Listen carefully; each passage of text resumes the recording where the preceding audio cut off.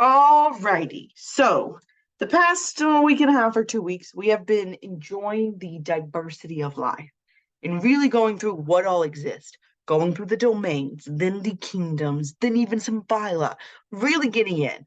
How do we have all this diversity? It's amazing. Life is so cool. Today, we're going to answer the question of where does it all come from? What really makes archaea, bacteria, different from a wolf? Why are they different? Why is a wolf different from a penguin? Why is a penguin different from a human? And why is a human different from a bonobo?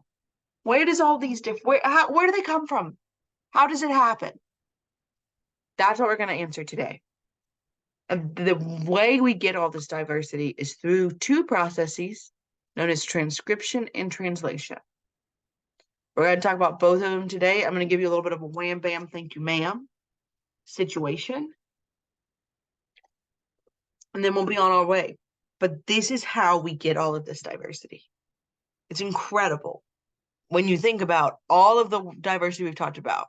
And that's why I do diversity first, and then I go into transcription and translation. You could argue we could flip it around. But I do this because I want you now have an appreciation for how crazy and different life can be. So where does that come from? Well, to start, it all is in our DNA. We know about DNA. We've already talked about it. DNA is one of our the nucleic acids.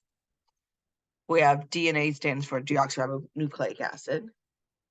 Remember, the nucleic acids are one of our 4 macromolecules. These nucleic acids make bases, nucleotide bases. And those bases are shown right here. Thymine, cytosine, adenine, guanine. Those are our bases. Those pair up together, make this beautiful double helix structure of DNA. That's it. That is DNA.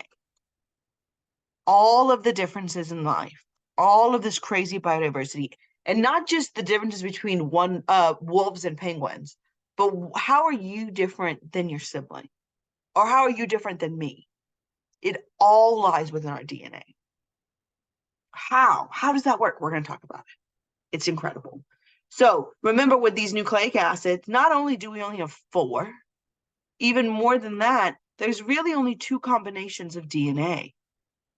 You have adenine has to bond with thymine, always, AT.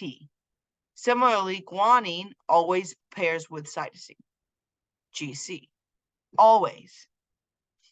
Now, adenine and guanine are these double ring structures. They're called purines. Thymine and cytosine are pyrimidines. So you always have a purine bonding with a pyrimidine. But really, it's AT, GC. Those are the only 2 combinations. And with those 2 combinations, the entire world opens up. How? Well, through this process known as DNA replication. DNA replication, really cool.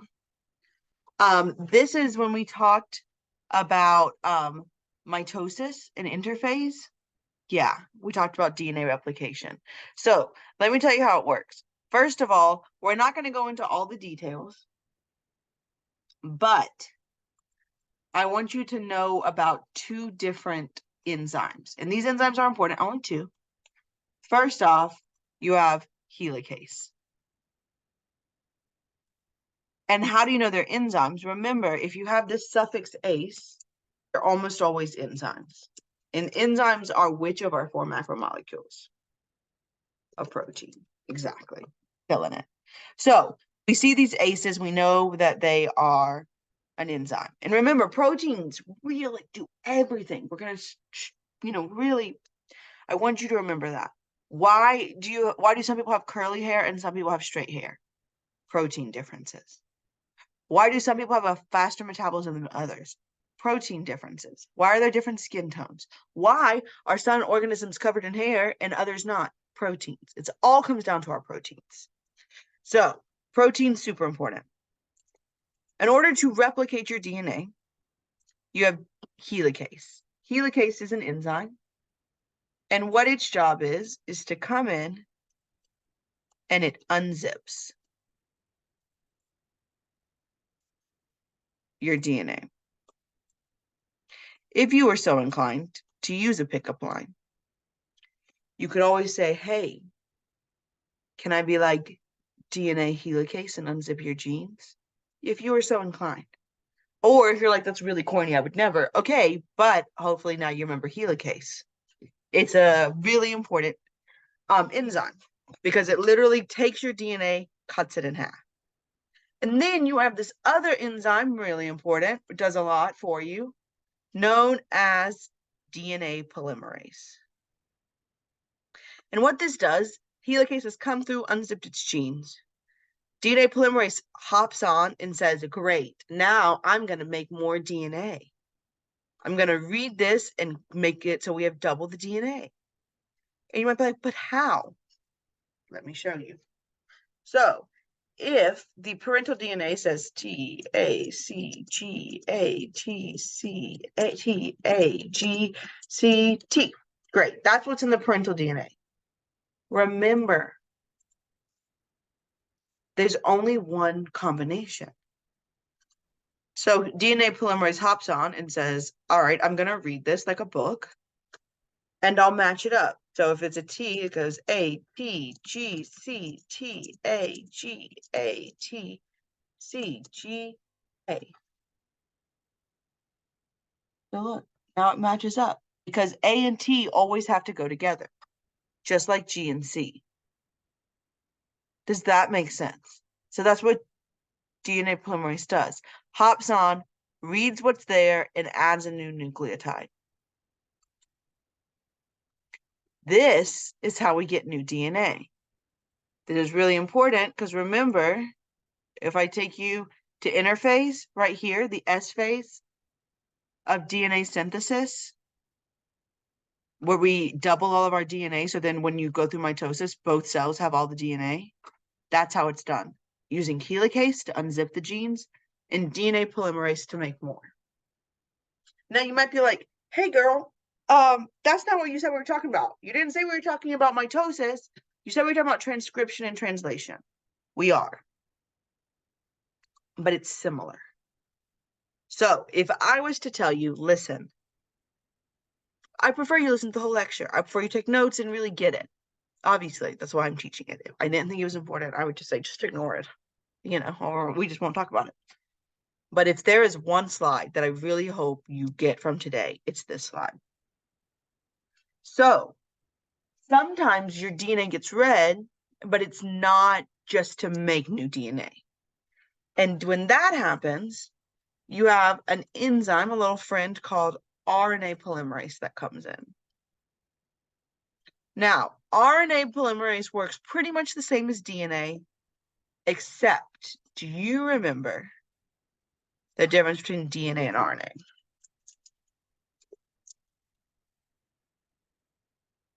RNA is single-stranded,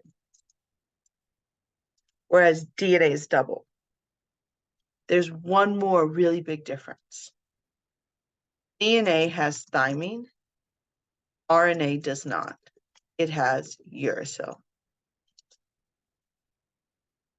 So RNA polymerase does the same thing DNA does, except instead of making a second copy of DNA, it makes RNA now. So if the parent DNA says T, A, G, C, T, T, T, A, C, A, G. Amazing. Then RNA polymerase comes in and says, hey, I'm going to make some sweet, sweet RNA. So we come here, it reads the T and goes A. It reads the A, and it's not going to be T because remember, RNA doesn't have T. U, C, G, A, U, G, U, U, C. So it's the same thing as DNA polymerase. It's just instead of making more DNA, we're making RNA. Does that difference make sense? So instead of having thymine here, you have uracil.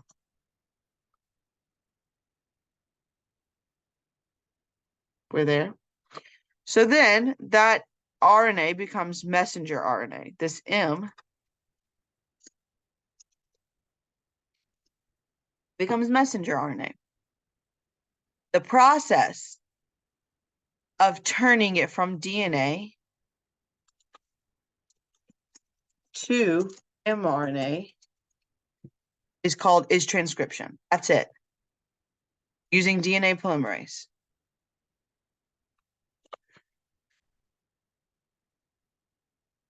That's it. Pretty dang simple, I think.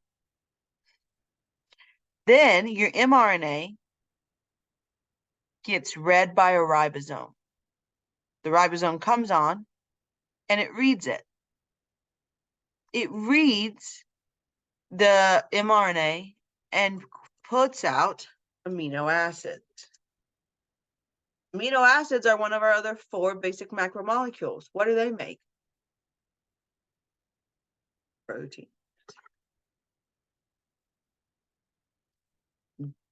The process of going from mRNA to amino acids is translation. That's it. So transcription goes from DNA to mRNA.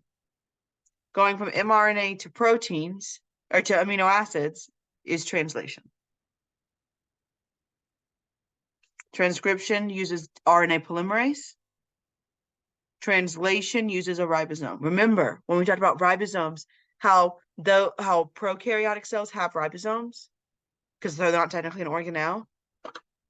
That's because without the ribosomes, they couldn't make amino acids. Without amino acids, you can't have proteins. And the way the ribosomes read it is it reads your mRNA in a very special way. It reads mRNA. So let me change this color. I don't think this is like the best color. We'll go to red because ribosomes are usually red. Ribosomes read mRNA 3 bases at a time. And those 3 bases are called codons. So let's say you have your mRNA and it is A, T, C, oh wait, sorry, A, U, C, G, U, C, U, U, A, U, U, C. Amazing. What's going to happen is your ribosome's going to attach to it. And it's going to say, amazing. Let me read it. Now, what I didn't do well, hold on, is it's going to scan your DNA. It's going to go, all right, let me look. And what is it looking for? It is looking for this. It's looking for AUG right beside each other. That makes the protein or the amino acid MET. All of these 3 little abbreviations stand for a different amino acid. So MET is methionine, leucine, proline. I don't care that you know those. There's only 20 amino acids is where they come. So it's going to read and look for AUG. Wow, here you don't have an AUG. So it would be like, oh, I'm not going to read this. Great. Now imagine you have something like U, A, U, G, C, C, U, A, G, and that's what it is. Oh, and then C, C, G, A. So then your ribosome is going to be like, all right, let me go, let me read. Oh, AUG. Great. And then it's going to keep reading. Now I got CCU, UAG, CCA. And it'll keep going.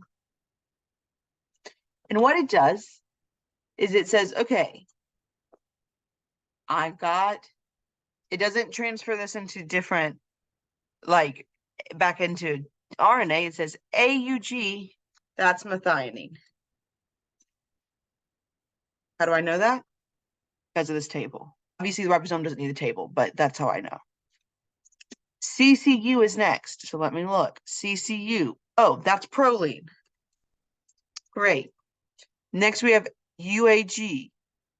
UAG. Stop. What does that mean? So whenever it's one of these three, UAG, UAA, or UGA, the ribosome falls off. It's like, oh, I'm done. So here, your amino acid is just 2, or your protein is just 2 amino acids. Obviously, in real life, it's usually hundreds, but, I didn't think we needed to go through hundreds.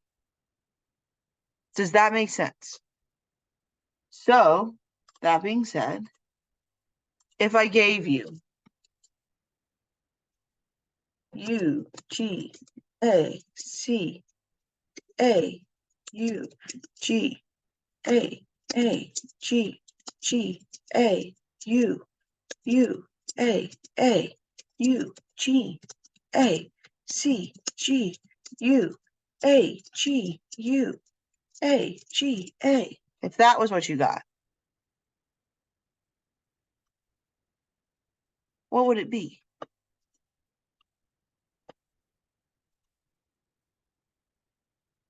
Well, the ribosome would attach. It would say, hey, AUG, AAG, GAU, UAA, UGA, C. Reading each codon. That would then become, all right, AUG, methionine. It's always going to start with methionine, so that's kind of easy. AAG, right here, glycine. GAU, ASP. I don't know what that one is. Like the actual name. UAA. We're stopping. That's it. Even though there's a lot more codons, we're stopping. Once we get the first stop codon, we stop. Does that make sense? The only other thing I can think of is AUG. So methionine can be somewhere else in here. You can have multiple methionines. It's only start for the very first one. But like, if this was AUG again, that's fine. But once you get one of these 3 stop codons, you're done. So that's really how translation's working. It's taking your mRNA into these amino acids. And then amino acids become proteins. Now, throughout this time, there's all sorts of controls. Because you only have so much DNA, and really it's not that much, and you have so many proteins. So we want to make sure that your DNA becomes the right proteins. So how does that happen? You have your pre-transcriptional control. What does that mean? This is how, remember, I told you DNA is super, super, super long, miles long. And so it gets wound super, super tightly around the protein called histone. Well, when it's all the way around histone, it cannot go through transcription. It cannot get read. That RNA polymerase can't attach on. Therefore, you can't do translation. It's kind of just like chilling out, just like being all tightly wound. But then the histone will unwind a little bit, and it makes a little opening. Now that this DNA is open, the RNA polymerase can attach on and copy that DNA. So the histones being open or closed kind of controls whether or not transcription is going to happen or not.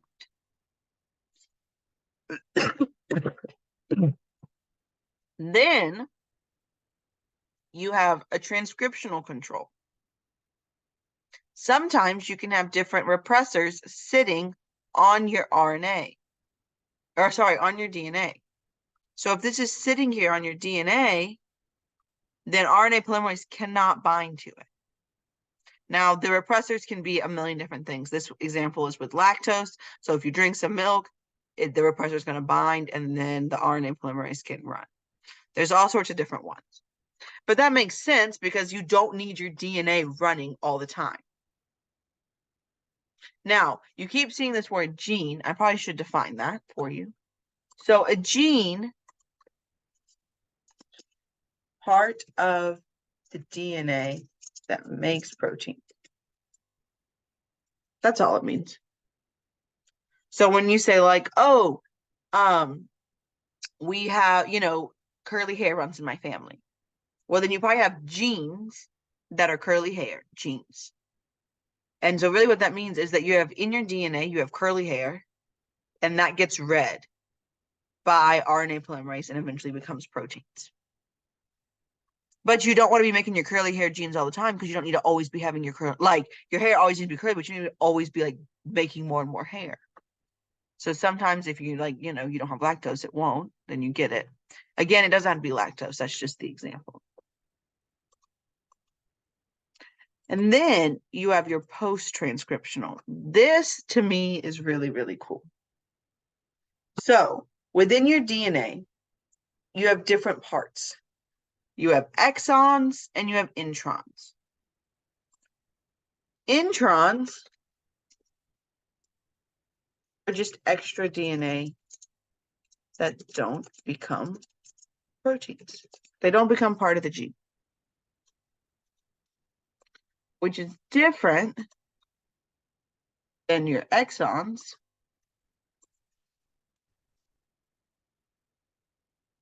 And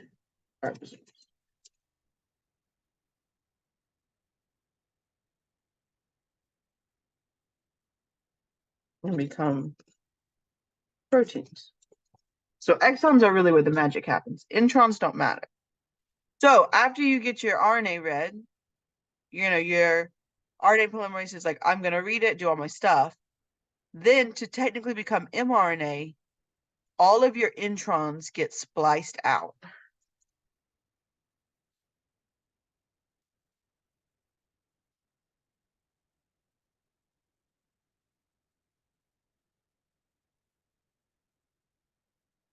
So we have all this extra DNA here.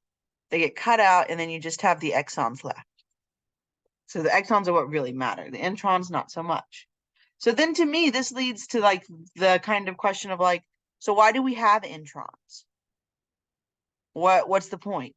The point is that these introns allow for the different pieces of mRNA to be made from the same RNA.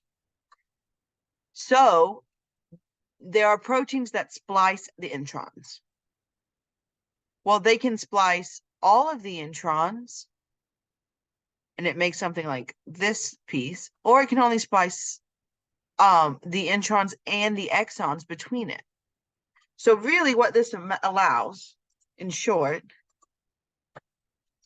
is one piece of RNA can make many different pieces of mRNA, which really means one piece of RNA can make many different proteins. Because the introns are always spliced out, sometimes the exons between the introns are too.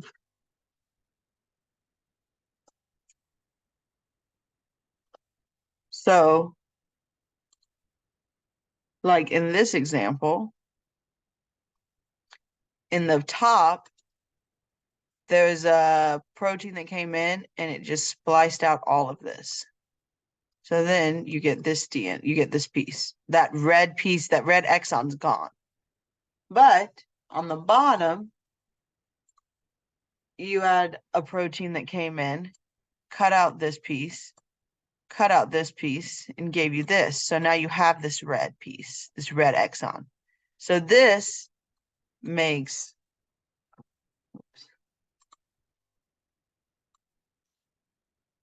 So this will make your green protein.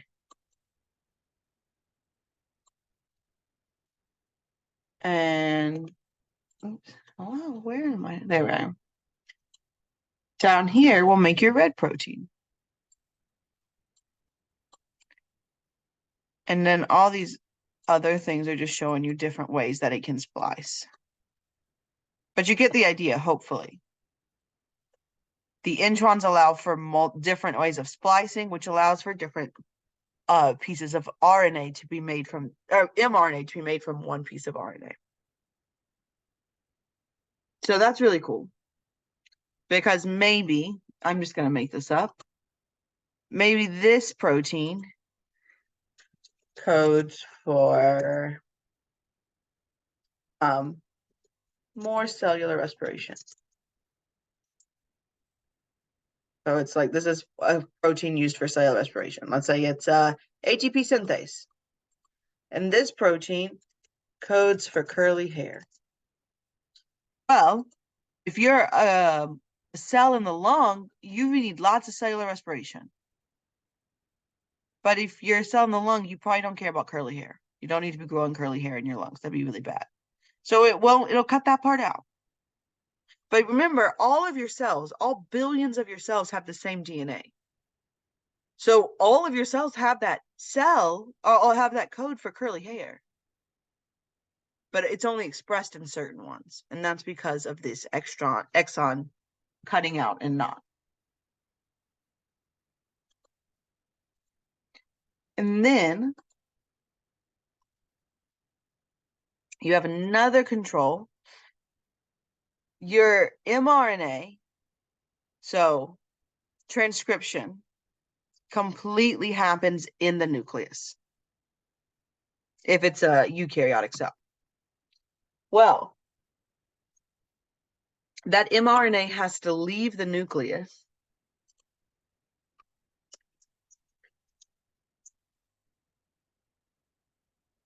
to go through translation and become a protein.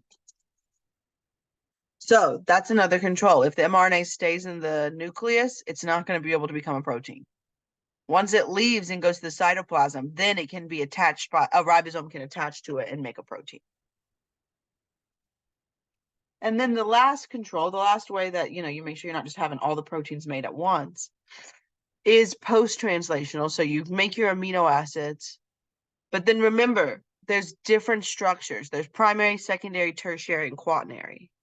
Does that make sense? Remember, that's all the way back when we talked about proteins. So all translation does is make all these amino acids. Then they have to fold to make your helices and pleated sheets, and then fold to make your tertiary structures, and then potentially your quaternary. So if your cell can be like, oh, wait a minute, we're going to have all this amino acid. We're not going to make helix yet. Okay, now we're going to make helices and keep going. So again, it's just a way to make sure you're not having all these proteins happen at once. Once you get these proteins, they can go on and make all of these crazy differences. Because again, the only difference between a eukaryotic cell and a prokaryotic cell, the only difference between a penguin and a wolf, are what is in their DNA, what is transcribed and then translated into different proteins. Why are feathers different than hair? Because it's different proteins. So all of the diversity we've talked about comes down to translation and transcription. Now, as you can see, this is a pretty complicated process. And sometimes things don't go well. Sometimes they mess up. And when that happens, it's called a mutation. Anybody know what this mutation is? It is the albinism mutation, which is actually pretty common across life. And which is really interesting. There are albino fish, albino reptiles, albino mammals. Pretty much all animals have an albino trait. And what that is it's a single mutation. And that mutation allows the organism not to make pigment. So this is a raccoon, it's got its black banded eyes. It's got this little black nose. It's so cute. You just want to boop it. It's little sweet eyeballs. All this black throughout its fur. And then it's got, its ring tail, if you could see it. Well, an albino raccoon can't make any of that black pigment. So instead it's all white.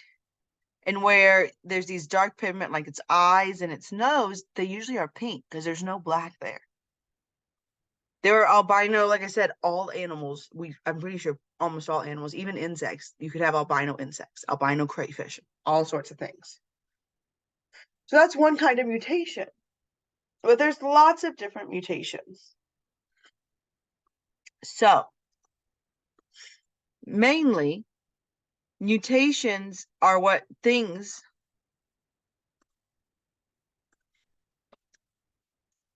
are when there is a change in the DNA. By changing DNA, you change the subsequent RNA, which would change proteins. That's literally it. Now, the way this mutation can happen in many, many ways, you can get a base added. So here, you have this base, and it's, oh no, sorry, this base just got changed. So it's supposed to be a thymine, now it's a cytosine. Great. That means when RNA polymerase attaches and reads it, it should be reading an A, but now it's going to make it a G. That's a substitution. Now, some of these substitutions don't necessarily matter. We'll talk about that in a second. You can also get where an amino acid gets added in. So there's an extra C here. There's supposed to be, CT, now it's CCT. These additions are really bad because now the codons, remember, codons are 3 amino acid codons, are different the entire way down because there's an extra one. So you can imagine if the ribosome up here is like these 3, then these 3, then these 3. Now it goes these 3, then these 3. So that one's different. But now so is this one because it's GCA instead of CAG. Now it's GGT. So you see how all of them are different. Similarly, you can have a deletion where one of the bases gets left out. And when that happens, then the frame shift changes again, and all of the codons downstream are different, which is crazy. Now, with the substitution, so anytime you get an addition or deletion, it changes everything. A lot of times that can be really bad. Sometimes it's not a big deal, but usually it's really bad. And so those cells might go through apoptosis. Now, with the substitution part, a lot of different things can happen. So if it changes here, this is your codon. And it changes it, but it doesn't end up changing the amino acid. Because if you noticed on that amino acid table, there was a lot of codons that coded for the same amino acid. Well, then it's called a silent mutation because it is a difference, but it doesn't really matter because you get the same amino acid in the end. Now, you can also get it to where you get a change, but that change now makes it a stop codon. That's called a nonsense mutation. And with a nonsense mutation, it says, okay, you pretty much stopped prematurely. Now, that's really bad because now your protein's too short. And a lot of times that means it's no good. Don't worry about this part or this part. And then sometimes it can change. And what that will do is it'll change what amino acid it codes for. Well, if there's a different amino acid, then maybe your protein's supposed to make an alpha helix and it can't. So that can also cause huge problems. So a silent mutation, it's a mutation, but it doesn't really matter. A nonsense mutation means it's a mutation and now your protein's done. That can be really bad because instead of having thousands of amino acids, it might only have 7. Or it can be where you have a change and it's only going to change 1 amino acid, which can cause a huge difference in your proteins. So mutations are not usually great, but they happen all the time. You have so much DNA in your body and so much like mitosis and all this happening all the time that you have a ton of mutations. A lot of times your cell can catch it and it'll be like, hey, either the cell's going to die, apoptosis, or it'll be like, oh, this is crap, and it'll get rid of that amino acid or that RNA. No big deal. Sometimes, though, it doesn't catch it. And when that happens, and you get a mutation that's shown in this light blue, and it's not caught, and it goes through mitosis, and it keeps mutating because mutations are common, that's when you get cancer. Because cancer, all cancer is unregulated growth of a cell.